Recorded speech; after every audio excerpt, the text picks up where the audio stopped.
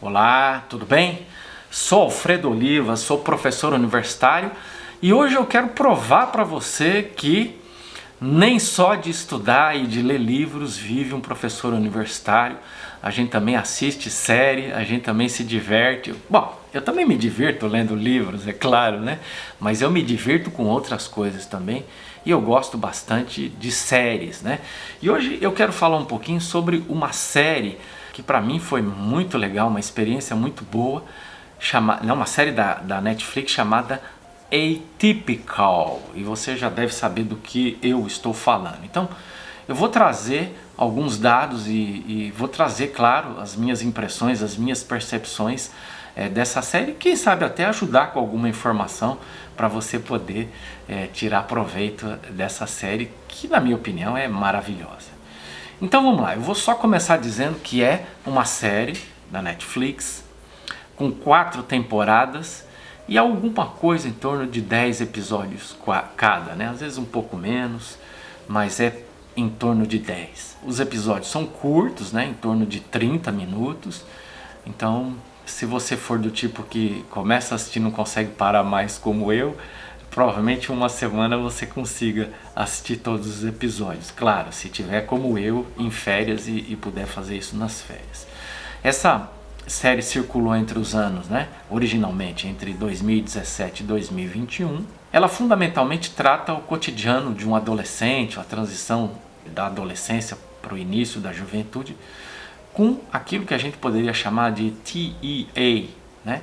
Transtorno do espectro do autismo. E a gente vai falar um pouquinho sobre isso já já. Eu diria também que existe um percurso de um outro personagem que é tão importante quanto e tão interessante quanto, que é da irmã do protagonista acerca da sexualidade dela, e eu vou então enfocar um pouco cada um desses dois personagens e destacar algumas coisas interessantes sobre eles.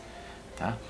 Eu diria, para terminar essa introdução, que talvez a série possa ser enquadrada no gênero como uma comédia dramática, não sei, alguma coisa do tipo, porque de fato há alguns momentos engraçados e alguns momentos de fato dramáticos, né? Quer dizer, uma pessoa enfrentando determinados desafios, né, dá um caráter dramático à série, mas o modo como o personagem lida muitas vezes com esses desafios, né, ou a sua singularidade, soa um tanto quanto engraçado em algumas circunstâncias, pelo menos. Então vamos lá, eu queria começar a falar um pouquinho sobre o transtorno do espectro do autismo, né? A sigla TEA ou TIA, né? TEAA. Primeira coisa que eu quero dizer é o seguinte: primeiro, eu não sou autista, né? Eu acho que não sou autista, então eu não tenho experiência pessoal como autista. Tampouco tenho algum parente, alguma pessoa próxima que é autista, e tampouco eu sou médico, psicólogo ou qualquer outra profissão que lide com autismo. Então eu vou só fazer uma caracterização muito geral, né? Muito a partir daquilo que se pode abstrair da própria série, para você poder apenas se orientar, e também para eu poder fazer algumas considerações sobre o fenômeno, tá? Mas se você estiver procurando informação técnica sobre autismo, eu recomendo que você procure essa informação com profissionais especialistas, né? Eu aqui quero abordar a série e as minhas percepções da série. Mas eu diria assim, de uma forma um tanto quanto simples ou até simplista, apenas para você saber do que se trata, algumas características do espectro autista, né, alguma dificuldade eventualmente para interagir socialmente, né, alguns desafios para se comunicar, né, algumas pessoas podem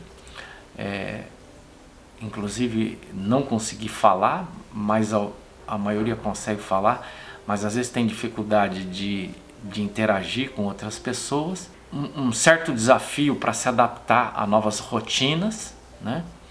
E alguns comportamentos repetitivos, sobretudo no momento em que estão enfrentando uma crise, tá bom? Eu queria então começar, para falar um pouco especificamente da série, eu queria falar então do personagem principal, Sam Gardner, né? Que é então o rapaz com espectro autista. Então vamos dizer assim que fundamentalmente ele gosta de rotinas e se aborrece quando precisa se adaptar a novas situações, né? Provavelmente mais do que a maior parte das pessoas, ou um pouco mais, né? Embora eu tenha que dizer que eu também tenho dificuldade em me adaptar a novas situações, né? Então, isso é uma coisa muito interessante, né? Às vezes você tenta caracterizar um determinado transtorno de alguém e a gente percebe que a gente também experimenta coisas similares, né? Mas fundamentalmente algumas situações marcam isso, né? Quando ele tem que mudar de escola, por exemplo, ele está fazendo o ensino médio, né? Começa a série, ele está fazendo o ensino médio, aí ele precisa então ir para a faculdade, então ele precisa de um preparo prévio para poder ir para a faculdade, ou ele deseja namorar, então começa a aprender a namorar, ou aprender como faz para conseguir uma namorada. Depois há um momento da série em que ele pensa em morar sem os pais, né? Morar com um amigo, então ele precisa de um período importante de adaptação. Tudo isso desencadeia nele um desconforto muito grande, né? Um desconforto maior do que a maior parte das pessoas, né? Eu experimentei todas essas coisas e em todas elas eu fiquei bastante desconfortável, né? Então é bastante interessante, né? Que talvez o que a gente possa dizer é que pessoas assim tenham talvez um pouco mais, né, do que dificuldade do que a maior parte das pessoas. Ou, por exemplo, se preparar para uma longa viagem, né? Imaginar tudo que vai acontecer e estar preparado para a maior parte das coisas que vão acontecer. Em segundo lugar, eu diria assim, isso para mim é uma qualidade, né? Ele expressa muita sinceridade e objetividade no trato com as pessoas. Claro que no limite isso, ser sincero demais com as pessoas pode soar ofensivo para as pessoas, mas eu pessoalmente percebo isso como uma qualidade, né? Como um valor, né? Eu não posso achar que as pessoas que mentem o tempo todo, as pessoas que dizem coisas diferentes daquilo que elas pensam, que elas estão numa situação melhor do que alguém que fala o que sente sem filtro nenhum, né? Mas é basicamente isso, né? Em muitas situações ele fala o que sente para as pessoas, então isso torna ele uma pessoa bastante confiável, né? Você pode se sentir desconfortável com aquilo que ele diz, mas ao mesmo tempo se sente bem sabendo que se ele diz algo, seguramente é aquilo que ele pensa. Isso é bastante legal. Mas isso naturalmente cria alguns constrangimentos quando, por exemplo, ele começa a contar detalhes da sua intimidade sexual com a namorada para as pessoas abertamente, né? Então isso soa um tanto quanto estranho para a nossa cultura, para o nosso código, vamos dizer assim, de ética, né? Então, claro, a sinceridade é uma coisa interessante, mas é preciso, claro, saber segurar algumas informações. Em terceiro lugar, a série caracteriza esse personagem como alguém que possui um hiperfoco, né? Um foco em algo de uma única vez e um foco muito importante nisso, né? Então, por exemplo, ele gosta bastante de pinguins, então o quarto todo dele é decorado com pinguins, ele fala de pinguins, ele conhece tudo sobre pinguins. E pelo que eu tenho ouvido, essa é uma característica de pessoas com espectro autista, né? Ele lida bastante com números e estatísticas, né? Então, quando ele vai se adaptar a uma situação nova, uma das coisas que ele fazia era procurar dados matemáticos, né, sobre aquela situação, para ver se a partir da matemática ele conseguia então abstrair algum princípio que deixasse ele numa situação um pouco mais confortável. Ele anota e aplica regras com quase que literalmente a maior parte do tempo. Então ele anda com um caderninho, ele escreve diários. Quando alguém vai dar alguma orientação, por exemplo, ele está procurando uma namorada, ele está aprendendo como é que faz para conseguir uma namorada, ele começa a perguntar para as pessoas e ele fica com um caderninho anotando, perguntando, né? E tentando organizar toda essa informação. Às vezes ele é bom em seguir regras, às vezes ele segue tão literalmente que isso provoca determinados conflitos éticos, né? Quando ele tem que, por exemplo, na série tem que lidar com um dilema ético em que a namorada do seu melhor amigo roubou um aparelho celular da loja em que ambos trabalhavam, né? E aí o que ele faz, né? Ele fica do lado do amigo, protege o amigo, ele denuncia a moça, faz o que é correto, né? Então ele se vê diante de um dilema. E ele usa fones para não ser incomodado pelos ruídos, né? Para ele poder fazer um certo isolamento em relação a um ambiente externo, né? Eu também tenho, por exemplo, bastante dificuldade com ruídos, me incomoda bastante. E às vezes, por exemplo, eu estou tentando dormir à noite, se tiver alguém na rua falando, isso me impede de dormir, eu tenho que pôr um fone de ouvido e isolar aquele som. Claro que isso é numa intensidade, né? Me incomoda numa intensidade provavelmente um pouco menor, né? Bom, em último lugar, esse personagem apresenta alguns comportamentos repetitivos, sobretudo quando ele está angustiado, né? Por exemplo, ele se esconde no armário, assim, enfim, embaixo da mesa, ou ele tem um comportamento de ficar puxando assim os cabelos da nuca. Então você pode perceber que ele está angustiado, está aborrecendo facilmente pelo comportamento que ele apresenta. Bom, a gente pode então passar agora um pouco para o segundo personagem, né, que é a irmã dele. Eu acho que o percurso da irmã é tão importante quanto o percurso do personagem principal. É a irmã mais nova do protagonista, né, um pouco mais nova, parece, pelo que a gente pode perceber, alguma coisa em torno de 2 anos mais nova. É uma pessoa muito divertida e que adora fazer trollagens com todo mundo, sobretudo com o irmão autista, né? E ela é uma exímia corredora, né? E durante a sua trajetória na série ela flerta até com a profissionalização, uma carreira profissional como corredora, né? Ela começa a série com um namorado e termina com uma namorada, né?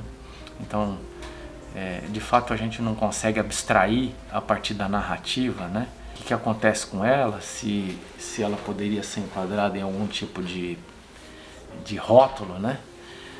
Bissexual, lésbica, uma pessoa não binária, né? Ela de fato tem uma aparência física que coloca em discussão a binariedade de gênero, né? Então ela tem uma linguagem corporal masculinizada, mas em alguns momentos ela tem uma linguagem feminilizada, o seu visual é simultaneamente masculino e feminino. Então aparentemente ela, do ponto de vista da sua identidade social, ela é uma pessoa não binária, uma pessoa que coloca em discussão a binariedade, e não dá para saber, provavelmente ela é uma pessoa bissexual, né? Porque ela está bem na relação com o rapaz e fica bem também na relação com a menina, né? Então é mais ou menos assim que a gente costuma definir, embora não seja necessário uma pessoa bissexual, que se sente à vontade namorando ou estando, né, tendo como companheiro ou companheira uma pessoa, tanto, vamos dizer assim, um homem quanto uma mulher, né, ou uma pessoa identificada com a masculinidade e com a feminilidade. Bom, vamos lá então, para a gente fechar aqui algumas conclusões. Uma coisa bastante interessante, quando a gente fala de transtorno do espectro autista, a gente tem que falar um pouquinho sobre normatização, né? Sobre norma, sobre normalização ou normatização. Significa o seguinte, que muitas vezes se constrói um conceito daquilo que é normal, né? E o problema de você construir um conceito do que é normal é que a partir da norma sempre constitui um fora da norma, e o que está fora da norma muitas vezes é patologizado, né? E isso é um problema, primeiro porque é desleal para com as pessoas que divergem da norma, segundo que isso é uma estratégia de poder, né?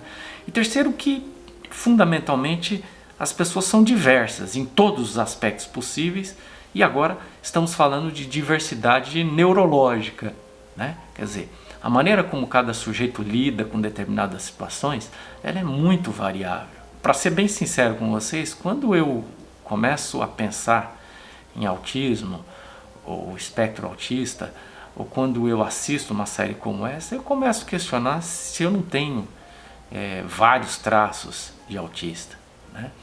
No sentido que eu me identifico com o personagem, né, em vários aspectos, né? eu tenho uma certa dificuldade de sociabilidade, eu tenho bastante dificuldade com o ruído, as situações novas causam um mal-estar para mim, né?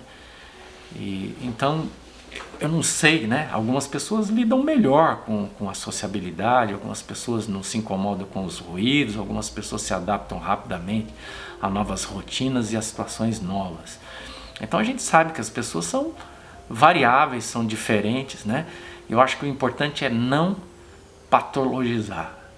Não patologizar, não apenas no sentido de usar isso como estratégia de poder, de opressão, né? Colocar essa pessoa à margem porque ela é diferente, mas o inverso também é verdadeiro, né? Muitas vezes a patologização é usada como estratégia de defesa. Então nós temos atualmente na mídia pessoas que são acusadas, por exemplo, de crimes sexuais, né? E que eram pessoas consideradas normais até então, a partir do momento que elas foram descobertas, né? Violando a intimidade de outras pessoas, aí começa então a patologização como estratégia de proteger. Isso é um monstro, isso é um doente, né? E aí com isso a tentativa de dizer, essa pessoa não é capaz de saber o que ela estava fazendo, né? Então a patologização ela joga com esses dois lados, né?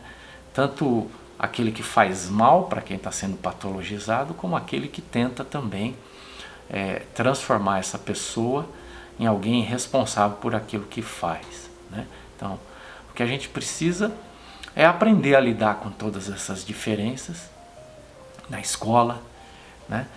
A gente tem que aprender a lidar com o direito à autenticidade, né? Então, algumas pessoas são diferentes, algumas pessoas lidam de forma diferente com as coisas, né? Estou falando, claro, agora das pessoas dentro do espectro autista, né?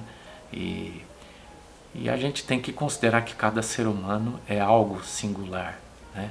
Não são apenas as pessoas que eventualmente são diagnosticadas que são singulares. Todos nós somos singulares, né? Claro que um diagnóstico de qualquer tipo de transtorno ele só serve para orientar essa pessoa, para ela aprender a lidar com as suas dificuldades e eventualmente aquelas pessoas que estão junto poderem ajudar essas pessoas, né? Um segundo aspecto, né? Diz respeito também à questão de gênero, né? E a questão da normatização. Mesmo que vale para a diversidade neurológica, vale para a diversidade de gênero, né? Então, a gente percebe que as pessoas hoje estão ou aderindo a diversas identidades ou aderindo simplesmente à não identidade, né? Talvez a gente pudesse chamar de não binariedade como uma renúncia a identificação com a masculinidade, com a feminilidade, ou mesmo a identificação com a identidade homossexual, né? Isso não tem necessariamente a ver com o desejo, né? Isso tem a ver com o modo como as pessoas se apresentam diante das demais. Claro que quando nós estamos falando de orientação do desejo, nós estamos falando do modo como as pessoas escolhem seus parceiros, suas parceiras, as pessoas com quem elas querem se relacionar do ponto de vista sexo afetivo. E também nesse campo nós também temos produzido bastante a estratégia de patologização, né? Quer dizer, aquilo que diverge da norma é considerado anormal, né? É assim que infelizmente a homossexualidade ou a transexualidade, né? Ou a intersexualidade têm sido tratadas, né? Ao longo da história, e me parece que a grande contribuição dessa série é nos colocar diante da diversidade neurológica e nos colocar também diante da diversidade de gênero, para que a gente possa aprender um pouco isso, saber que os ambientes escolares precisam estar adaptados a essa situação de diversidade, né? Por exemplo, na escola onde a Casey, né, que é a irmã do Sam Gardner, né, que é o personagem principal, estudava, as meninas tinham que usar saia, né? E por quê, né? A saia é roupa de menina, né? Essa ideia de que você deve designar um determinado tipo de vestimenta para um determinado grupo social é uma forma de enquadrar as pessoas em determinadas normas. Então a gente precisa aprender a lidar com toda essa diversidade, tá bom? Bom, para mim, uma excelente série, uma série divertida, uma série que faz pensar, uma série que faz a gente interrogar uma série de coisas e também o modo como nós lidamos com toda a diversidade que está diante de nós. Eu espero que ela também possa servir para você pensar em coisas importantes como essas, tá bom? Um abraço e até o nosso próximo vídeo.